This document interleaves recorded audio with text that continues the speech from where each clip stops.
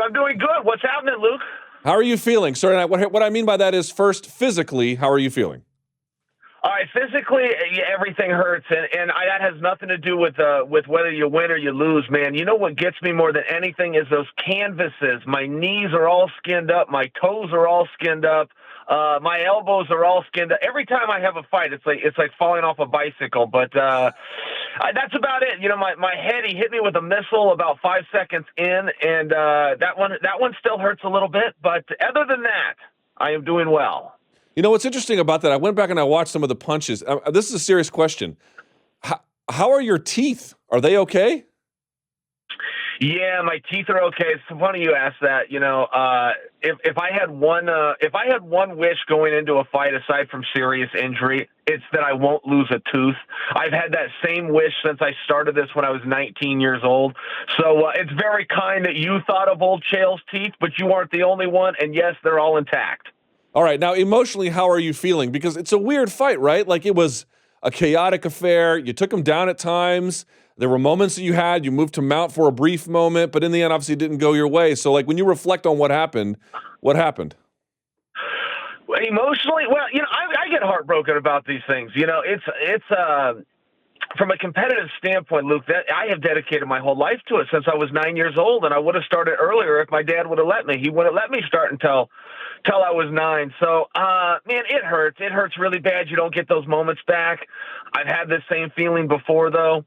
I'm convinced in my own interpretation, but I'm convinced this is what it means to be a fighter. And, you know, somewhere over time that word became corrupted. It became about the punches and the kicks. But I've always believed that it was feeling like I'm feeling right now and getting out of bed anyway and facing the media, facing you and this phone call and everything else and getting back on it. So now I got to be a fighter. I prefer to be a winner. I prefer to be on top of the world and looking down on everybody else. But today I gotta fight.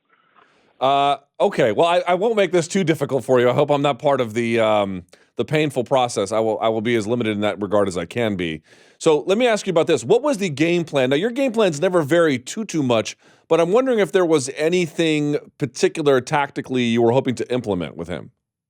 Well, so I wanted to come right across the ring. I fought 49 guys, I guess 50 now, counting Fedor. I've never been outstruck. Not one single time have I lost the stand-up part of a fight.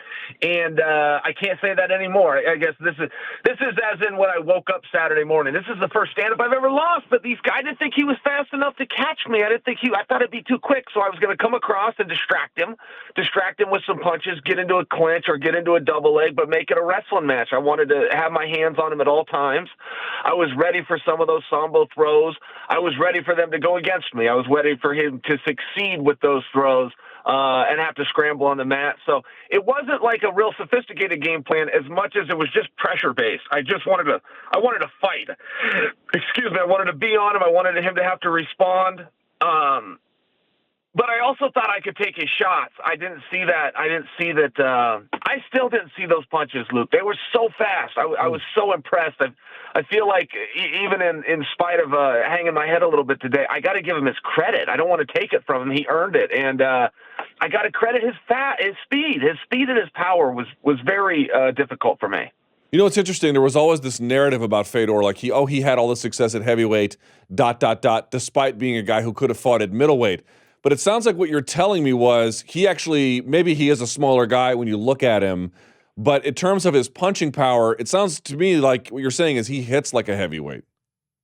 Yeah, most certainly. You know, and I saw that through the TV. I just saw some of those big guys. Brett Rogers comes to mind, but maybe because they played that highlight for me. But, you know, when he connects with those big guys, and that was another thing I thought I had opportunity for. I thought, yeah, he's hitting these guys, you know, but these guys are heavy bags. These guys aren't bouncing. These guys aren't moving. These guys aren't offering a threat of a takedown or an accuracy of a takedown. I just thought, I am going to be able to deal with this. It doesn't matter that it's at heavyweight. I'm smart enough and I'm athletic enough. I'm going to be able to deal with this.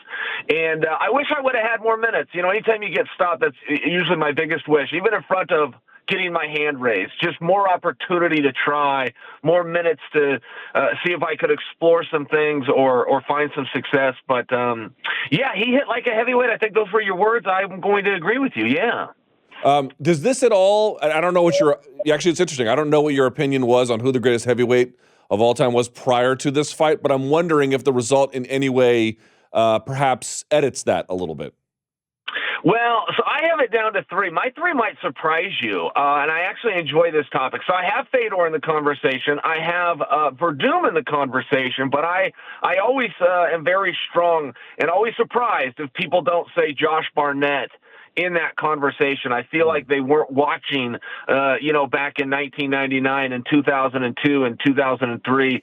So I have those 3 guys, and then what order you want to do it? I would probably put Fedor at 1, but I love the debate. But for me, it is down to those 3. I think Kane took himself out. How disrespectful, but Kane sits in the locker room a little too much for me to put him on that list. Yeah, I was just about to ask you because your opponent Fedor said that was the guy I like to watch. And he said something kind of like lamentable, right? He was like, but he doesn't really compete nowadays. I got kind of sad when he said that.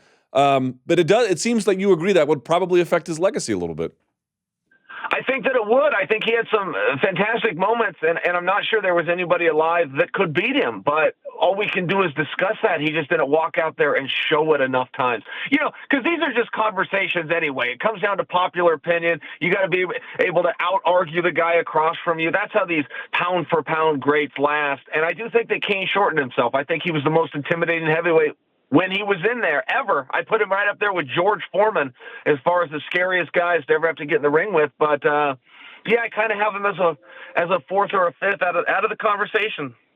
All right, Chael. So I know you were probably busy, but at this point you probably have seen the Fedor Mitrione fight, right? I know all about it. I don't physically watch it, but yes. I mean, it was complete. It was basically what you probably thought it was. Complete and total domination. I'm wondering now, size up those two. What are you expecting in the finals of the heavyweight Grand Prix? Well, I think the Fedor is pretty underrated. I think that should be blasphemy to call a sitting world champion who's now a number 1 contender for yet another world championship underrated. But I think you know what I mean. I don't think that people fully give him his due. I think he's got really good hands on top of the condition in the wrestling. He's also the right size, right around that 230 range. That's a good size for a heavyweight. If Fedor gets hit, he's going to be in big trouble. I don't know what his chin and his jaw are like. He doesn't usually have to test it. I think he's got a lot of ways to win the fight. I think particularly the longer it goes and the more he can keep his hands on him and the more pressure, I think Fedor's in a really good spot.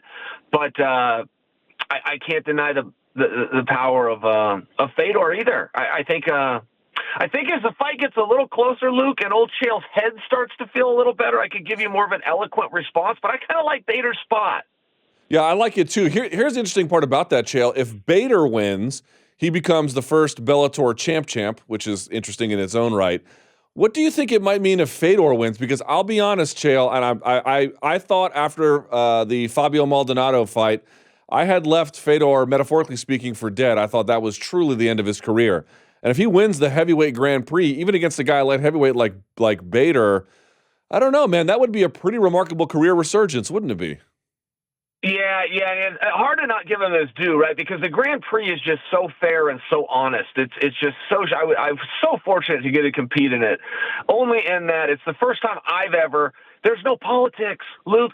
People ask me, well, where's the trash talk and where's the what trash talk? It's a straight line bracket. It's a tournament. Your skills are the only thing that are going to get you through. And when you look at the hammers that stepped up into that tournament, yeah, it's really remarkable. And I like that you said that because. I've had to break a lot of rules in my career too, and I'm not talking about laws. I'm talking about, there are rules out there that say if a fighter gets old, if a fighter slows down, when a fighter starts not looking the same, he can never come back. And I don't like that. I've never been in a situation where, including the one I'm in right now, where you don't use it as a motivator and use that tape and use that footage to get better. But there seems to be a rule out there that once you look bad against a Fabio Maldonado, in this business, that it's over, and you got to break those rules. You can't let that stuff apply to you, and I don't feel that Fedor let it apply to him. He started training differently. He started going out wherever Amsterdam, wherever that country's at. Yes.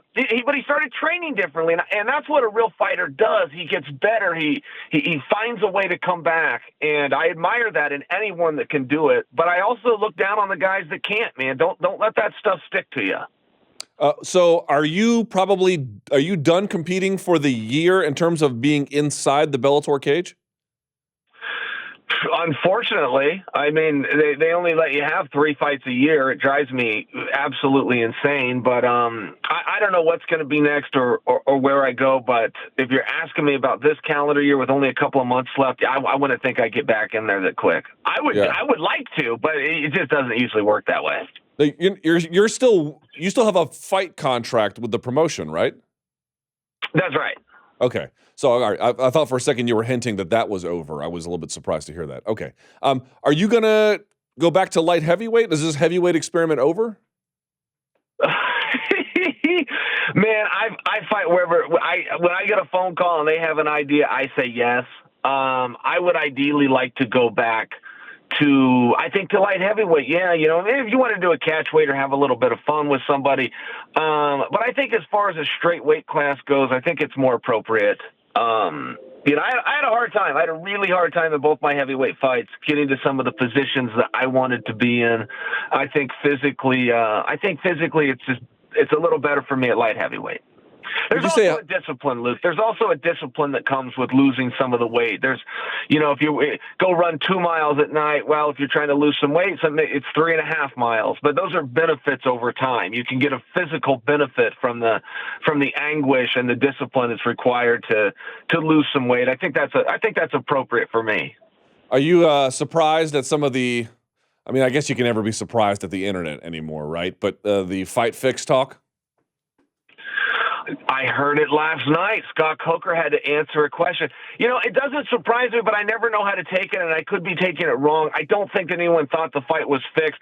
I think I got some loyal fans, and I think when I get beat, sometimes it's just easier to make the ultimate excuse for old Chael that, he must have let the guy. Well, that's how I interpreted it, but who knows? Maybe I deserved it. I've accused other guys of having fixed fights. Maybe they're letting me see how it feels. I don't know. You know what it is? It's the falling off the back for the rolling back take, which I've tried to explain to people. It's a legitimate maneuver. Obviously, it didn't quite go your way, but they don't see it that way. And I think that kind of, I don't know, it got folks to think something else. Oh, look, that's a great move. I don't even know what that's called. It's a great move. Now, you have to have the chin tucked, but I did. I had the chin tucked, and I was going to fall off the back. I would have much rather pulled him the other direction or put my legs in, but I was going to fall off the back. All he had to do was lift his butt up a little bit, and I was going to be gone. So when I had the chin tucked, I thought, well, here's my opportunity. I got to hit it now.